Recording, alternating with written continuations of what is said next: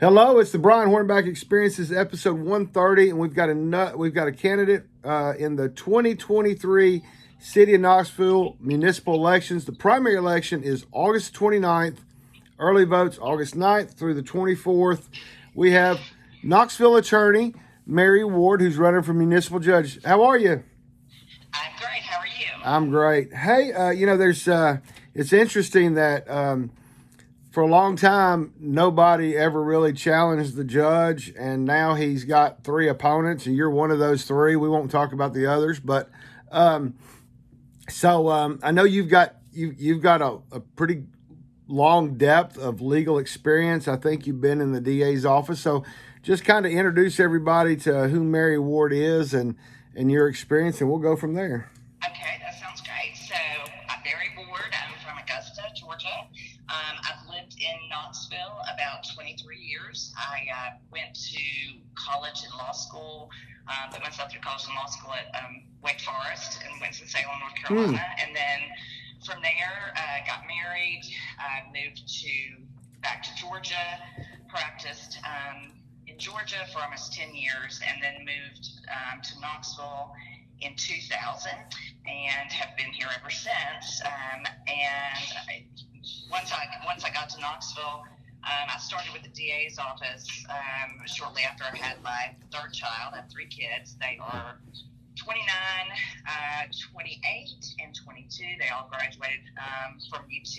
My daughter just graduated from Yale, got her master's from Yale back in May, and raised my kids pretty much on my own. I was a single mom, and so when I first started practicing here, I was in the DA's office for about 4.5 years. I left the DA's office in 2006, wanted to start my own practice, and so I have had my own little solo law practice since 2006. Wow. And so, yeah, been practicing a long time. And I guess during the course of my time as an attorney, if you take my time in Georgia and my time in Tennessee, I've still maintain my license in both places, but I've done everything from insurance defense work to plaintiff's work to divorces. I've done a lot of criminal cases. I've probably tried either from a defense standpoint or a prosecution or in civil matters, probably well over 100 cases during my years of working, and I'm just ready to take the next step and make a little bit of a change. Well, and that's really kind of the key that I see on the Knoxville Municipal Judge position is that one, it's kind of like the old sitcom Night Court, because I think they have night court on Tuesdays and Thursdays, and I think they do a day docket on Wednesday. But it still allows somebody in the legal profession to be able to craft their judicial experience, but also you can practice a little bit of solo practice work at the same time. So it's a little bit of both worlds, right? Right. I think it's actually ideal, and I'm at a point in my life where I can do that now. I mean, my kids are all grown. My youngest one still lives here in Knoxville, and he's 22 though, and on his own, living on his own, and so I don't have the family commitments that obviously I would have had if I tried to do this 10 years ago.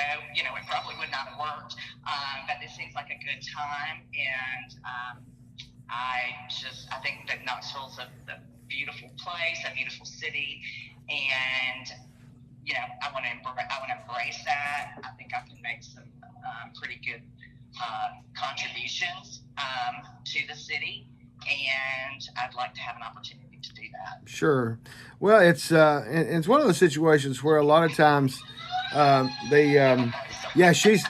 For the listeners and viewers, she's downtown this morning. We're recording this on a Saturday, so we're gonna get to hear all the first responders, and that's good because That's exactly right. Yeah, help is on the way. Absolutely. But it's really the city court for the most part. Things are pretty much cut and dry. People just, either they ran the red light and there's video evidence of it, or there's body cams or cruiser cams, and so really it's just trying to help people get those things cleared up off their record, right? Absolutely. And I think, one of the things that I have experienced when I have been to city court is that, especially as a lay person, if you are a lay person, and a lot of those folks are not represented. I mean, that's pretty common. Right. That you do not have an attorney when you go down there, and it's hard for the average individual, honestly, to know how to navigate the system. And I think that that's one of the things that, just for lack of a better word, I feel like that the municipal court needs to be a little bit more user friendly, which I think would be honestly fairly easy to accomplish. And the other thing too that I think we need to focus in on, of course, and everybody's aware that there's such an epidemic here in terms of drugs and alcohol, and in city court, one of the things, one of the types of cases that come before the city judges are dealing with like underage consumption for minors that are out there, and I think that there needs to be some sort of equivalent to what we have in like our sessions courts and our criminal courts, where these folks can actually get assistance in accessing some services to get some help that they need. And because there seems to be, at least in my mind, from my experience, the breakdown that's happening in Knoxville right now is largely our younger community. Like, we really need to do some stuff to have some outreach for them.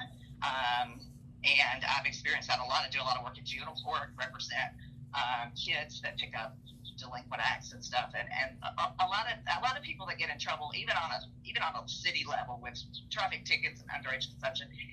It's a product of it's kind of a cry for help, right? Honestly, and I think that we are not stepping up to the call on that. Right. Yeah, you're cutting out there a little bit, but yeah, you're kind of talking about you're kind of talking about what Judge Cerny has kind of taken up as far as the drug court and general sessions court, right? That's correct. Yeah. That's correct. And there's no reason why we shouldn't have something the equivalent like that. Right. Well, and at some point, if the city can kind of do something like that in the city court, then Judge Cerny's just now working with the state and with the locals to do a mental health, because at the same time that we talk about the issue with drugs with juveniles, we've also got I assume I'm not a city resident, I live in the county, but we have a situation with a lot of homeless, so I'm assuming there's a lot of mental health issues that probably come through the Knoxville Municipal Court at some point. But I mean, obviously you have to take baby steps first, and I think what you're talking about on the drug court is probably a good step in the right direction, one that I hadn't even thought about. Yes, I think so too. And the same thing with like you said, just the mental health issues that we see that, of course, every day in the criminal system and in the juvenile system. People that really since Lakeshore closed, they've been shut out of so many services. It's amazing how difficult it is now to get our teens in any kind of treatment or anything like that, because of just quite honestly, just the backlog.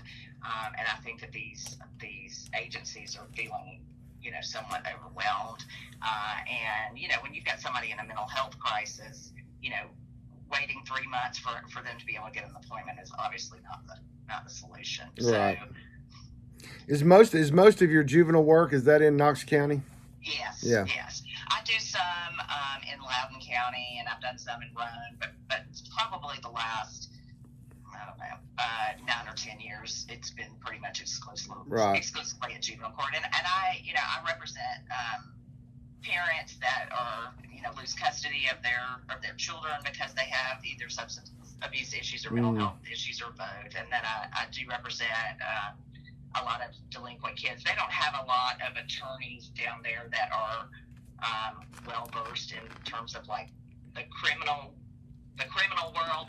Most people that are down there predominantly focused on representing the parents, and so they need people with experience. So I end up getting on a lot of the cases that are potentially going to be transferred, the more serious cases, the attempted first-degree murders, the aggravated robberies, in cases like that. Well, and if anybody really thinks that Knoxville's the little small city anymore, they really just need to go spend a little bit of time at juvenile court and see the caseload that Judge Irwin and all of his magistrates have. It's amazing to have seen. My kids are just a little bit. Well, my oldest one is 32. Your oldest one's 29, and my youngest one's 27. So we had a couple more in between yours, but. Having seen juvenile court back years ago and what I hear juvenile court is today, it's gotten, Judge Irwin's doing a good job of keeping his head above water over there, but he's got quite a bit of cases that are flowing through there on a daily basis. Absolutely, and he's done an excellent job there. But I mean, their hands are definitely full. Right. I mean, it's amazing. As you said, just the sheer volume of people that you come in contact with, and every day that I'm down there, I'm thinking, surely there cannot be more children going into foster care, and of course, and then nowhere to place them. Right. So yeah, it is.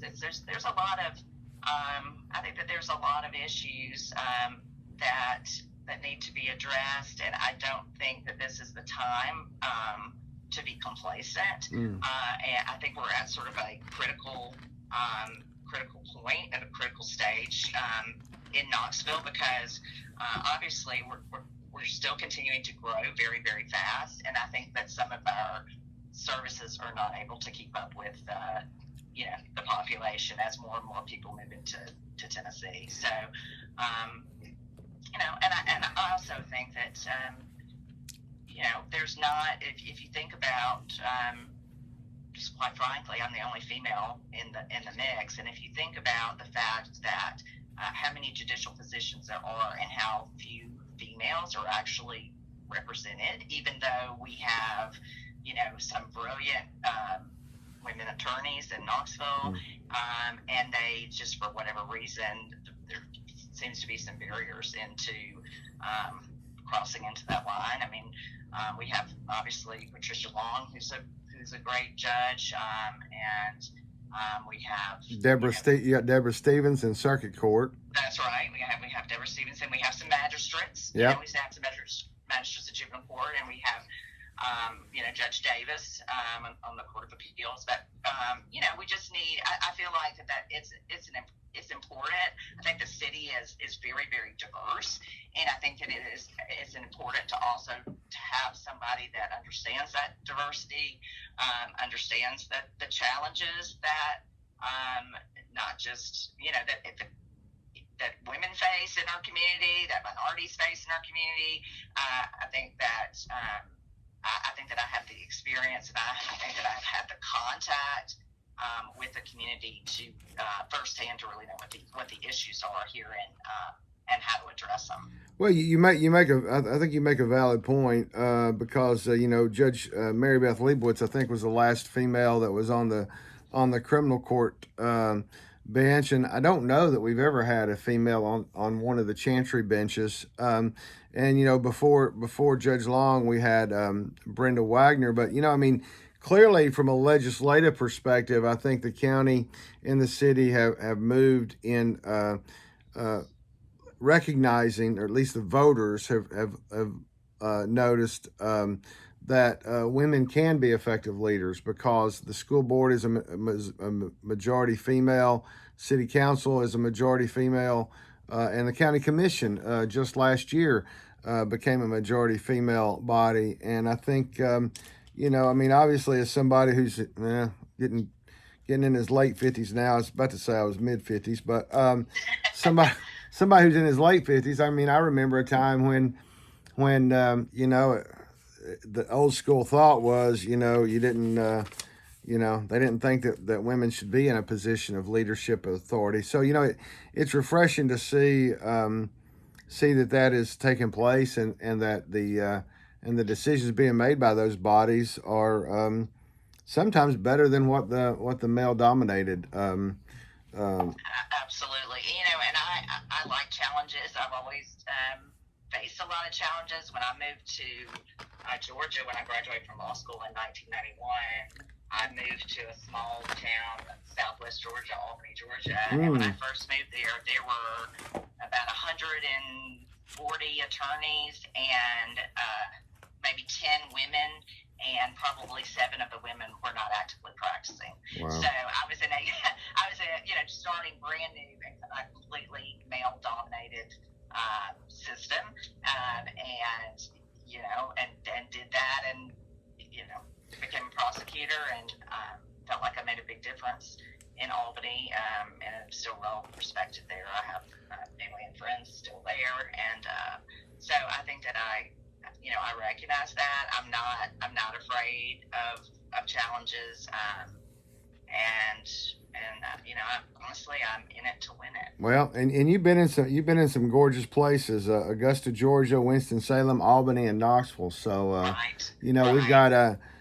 we've got some family friends that live in North Augusta, South Carolina. So Okay, we're there on a regular basis. So that's you've been. awesome. Well, my mother is still living. She's 90. She still lives in Augusta. I've got 2 brothers who also live in Augusta, and you'll probably appreciate this because you know North Augusta, and you know Augusta. But one of my brothers works for the Augusta National. So Oh yeah. He's gotten to do. He was Wow. a caddy master for a long time, and so he's gotten to meet some and caddy for some amazing golfers, and just meet some amazing people. So Wow. that's my hometown. I love going back. I didn't get to go to the Masters this year, but I hope to get to go. Yeah. Maybe in the next year or so. That's great. Well, we've kind of worn out all we can talk about municipal court, but you're running. Folks can go to Facebook and find you. Just type in Mary Ward for Municipal Judge, and you'll find her page on Facebook. And as the campaign continues to move along, I know you're going to continue to update some of your campaign socials and some of your other stuff. My main goal, I started the blog in 2004. I started podcasting about 3 years ago, really kind of ratcheted up last year. My main thing is having been someone who's been on the ballot, both losing and winning, somebody who has served as party chairman. I recognize the fact that putting your name on the ballot isn't always an easy thing. It's not a decision that people come to lightly, and clearly when you put yourself out in the arena, as Teddy Roosevelt talked about, you kind of open yourself up. So I'm always about making sure that everybody that's on the ballot that wants to talk can talk and get their information out. I appreciate you being here on the podcast, and then like I say, anything you have going forward, I know there's a forum coming up that I think all 4 candidates have committed to. It's going to be on Monday, the 24th. We're recording this on the 22nd, so it's just a couple of days out. Hopefully, I think that's being done by the League of Women Voters, right? That's correct. So I was telling Miss Ward before we got on the podcast that I have a couple other commitments earlier Monday night. So I may be late or I may no-show. The good news is the League of Women Voters always live stream those forums. So I will, even if hopefully I do make it, because I've not met you in person yet. I've met the other candidates, but hopefully I can make it there and at least meet Miss Ward in person. But if not, I will share the link to the forum so that people can go watch it on the rerun, so to speak. But again, I appreciate you being on. I'll give you the last minute or so just to ask people for their votes and anything else that I might have missed in this talk that we've had this morning. Okay, thanks, Brian. Well, like I said, I'm very excited to be on this ballot. I am looking forward to hopefully in the near future becoming the municipal judge in Knoxville. I think I certainly can make a difference. I'm excited about this. I'm excited about the challenges. I'm looking forward to meeting more of you than I already have, and I would certainly appreciate your vote. I hope that certainly. You come out on Monday night. It's going to be at the Messiah Lutheran Church there on Kingston Pike, and I look forward to meeting you. Thank you very much, Brian, for having me on. Absolutely. It's the Messiah Lutheran right there at Kingston Pike and Paper Mill, right? That's correct. Yep, right there near Arby's and the West Knoxville Library. So you can't miss it if you get to the red light camera at Paper Mill and Kingston Pike. You've gone too far, but it's right there at the red light. So Miss Ward, 6:30 to 8. 6:30 to 8. That's right. So Miss Ward, I appreciate you being on here. Good luck to you, and I'm sure we'll be talking to you as we get close to August the 9th, which is early vote, runs through August 24th. Primary elections August the 29th, and good luck to you. Okay, thank you, Brian. Thank Have a you. good day. You too. Bye-bye. Bye.